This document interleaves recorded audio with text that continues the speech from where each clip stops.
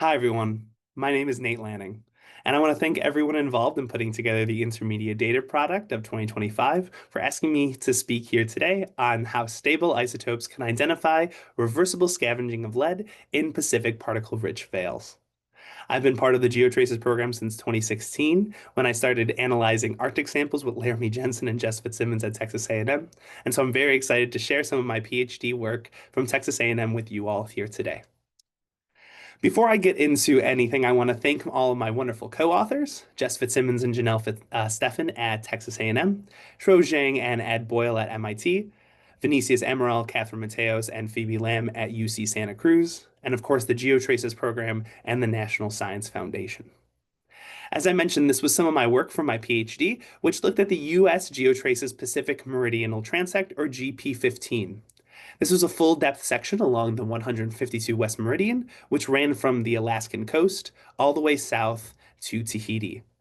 This cruise was from September 18th to November 24th in 2018, which was a low dust season. And all the data I'm going to talk about today was collected using trace metal clean go flow rosettes, where we had dissolved subsampling at zero point 0.2 microns. So all the lead data I talk about today is going to be in the dissolved lead phase. And all of our samples were acidified with hydrochloric acid and stored for at least 6 months prior to sampling. So let's get into the lead story. So lead in the ocean, it is a neurotoxin, and it's anthropogenically sourced to the ocean through smelting, coal, and leaded gasoline. There are a few sources to the ocean, which I've indicated in my box to the right as arrows pointing inwards toward the box, and sinks that are arrows pointing out of the box. The two major sources of lead to the ocean are through dust and sediments, with the ultimate removal of lead being scavenging, where adsorption of lead to particles removes lead from the dissolved phase. We can go beyond just thinking about lead and its concentration and its distribution. We can also start thinking about how we can use lead stable isotopes to be able to tell us something about the lead's characteristics. Specifically, we can think about different isotopes such as 206, 207. You can even talk about lead 208 and 204 as well. But for the purpose of this talk, I'll just be talking about the ratio between lead 206 and lead 207. And that isotopic signature, that ratio, it tells us about the lead's origin. And specifically, those lead isotopic ratios that we see in the ocean, those ratios are set by rocks, ore, and coal of different ages, as well as different gasoline sources. Now, there are two classifications of lead that we want to talk about, being anthropogenic lead and natural lead. The anthropogenic lead that we were concerned about for the purpose of GP15 was anthropogenic lead coming from Asia and impacting the North Pacific. The lead 206 to 207 ratio for those seawater or anthropogenic Asian lead is about 1.14 to 1.18. Now, there is a bit of overlap between anthropogenic and natural lead, with natural ferromanganese lead being about 1.19 to 1.22. Again, there is overlap, but for the purpose of this talk, we can think of anthropogenic lead having a lower 206 to 207 value and natural lead having a higher lead 206 to 207 ratio. So going into this project, what did we know?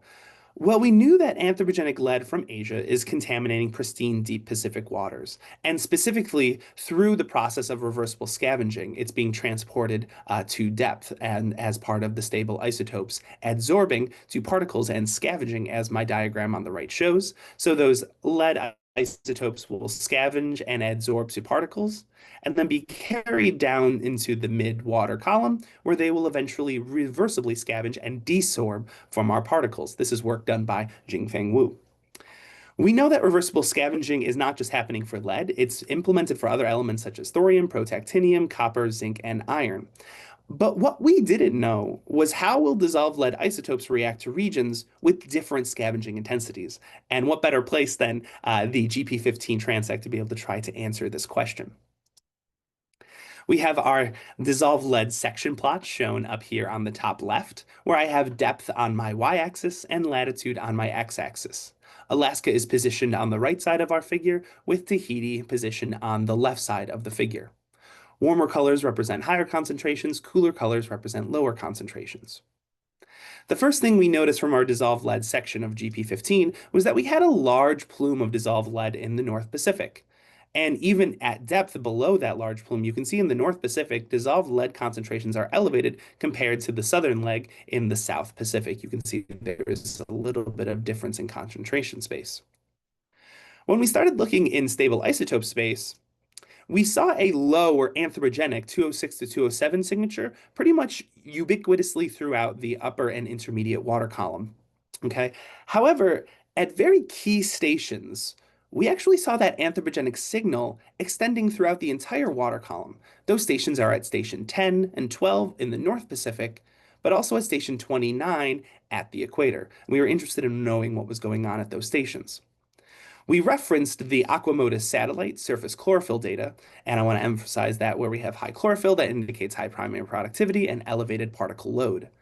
And we did see high chlorophyll concentrations indicated in the figure to the right at some of those key stations. So at station 29, where we can see we have the equator right here, you can see that at station 29, we have elevated chlorophyll concentrations. And also in the North Pacific, we saw chlorophyll concentrations elevated where we have the transition zone chlorophyll front, or TZCF, which forms at the subarctic frontal zone. And these are regions where we have local upwelling, bringing nutrient-rich water to the surface. And I actually outlined the TCZF on the figure in pink right here. And so at these regions, we have local upwelling, creating a lot of nutrient-rich water and bringing it to the surface. It's forming a lot of cells, so a lot of primary productivity is going on. But then eventually those cells are going to sink out of the upper ocean. As they start to sink, they rain down through the water column, forming particle-rich veils. We needed to confirm that we actually see these particle-rich veils throughout the water column, so we referenced Jim Bishop's particulate inorganic carbon data. So that PIC data did show that in the section plot, which I have right here, that at stations 12 and 10, we do see elevated PIC data throughout the entire water column. And at station 29, we also see relatively elevated PIC data as well. Therefore, our particles are confirming that particle veils at these stations are present.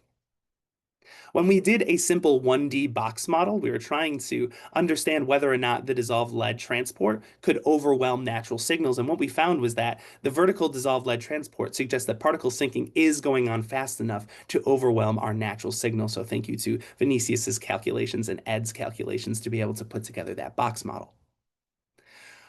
So what we find is that in regions of high particle loading, there is enough particles that can transport enough of that anthropogenic, that low 206 to 207 signature throughout the entire water column, overwhelming the natural lead 206 to 207 signature that is being horizontally circulated into the equatorial and North Pacific Ocean. We have a nice diagram that shows this idea right here.